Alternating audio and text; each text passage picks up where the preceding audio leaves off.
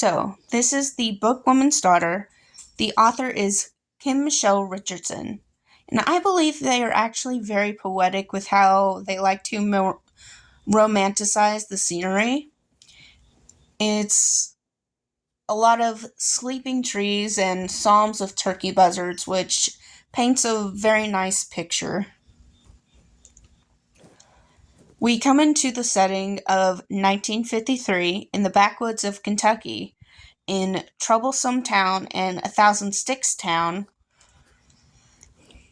which if you've seen any backwoods town, is basically dirt roads and some like very tall hills, which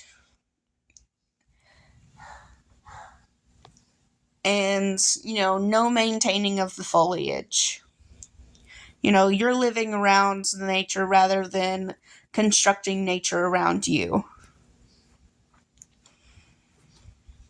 And so we come to meet the characters: Honey, who is our main character; Mama Mary, who is the bookwoman; Papa, which is Honey's father; Pearl, who is becoming Honey's friend. She is supposed to be a fire watcher, but her fire watch station was vandalized before she could start the job. So she has her own set of problems. And then we meet Devil John, who is a moonshiner, which he has that nice, funny nickname because he's kind of doing the devil's work. And then you have Martha Hannah, who is married to Devil John, and their adult son, who is Carson. And then you have Juna, who is a mule, Honey's mule, her protector. Then you have Pearl's horse, whose name is Pie. And we come to find the problem in this book is the segregation laws. Though both of Honey's parents are considered Caucasian,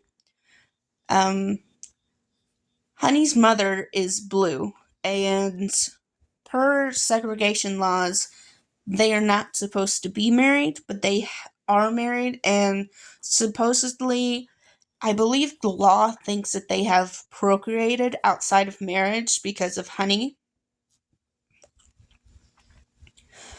But we come to find them being arrested, and Honey having to make a dangerous escape.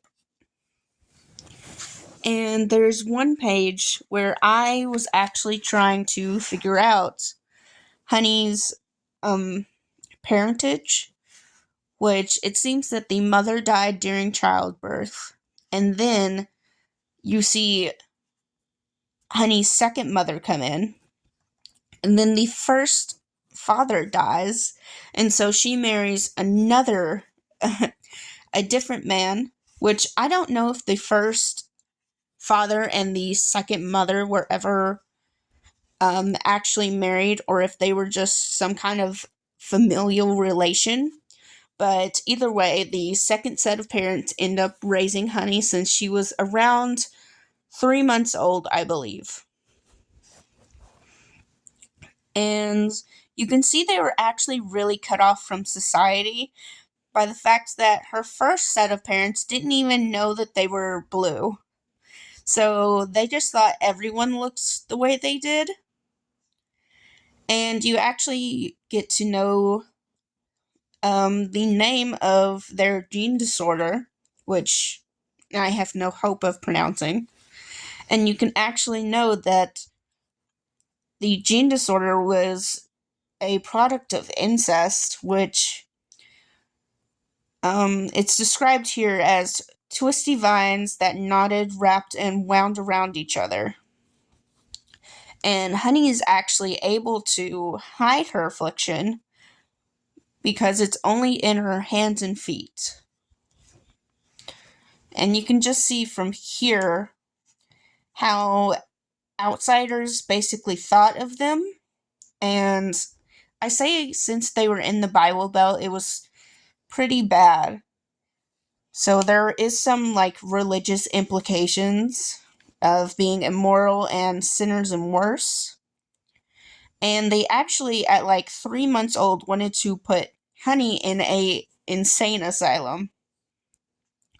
So you can kind of see just like the big overarching problem is that they're outcasts and they're being persecuted for something they couldn't control. It's the type of thing that's just sins of the father, where, they can't control how they were put into this world. But that's pretty much what we know so far.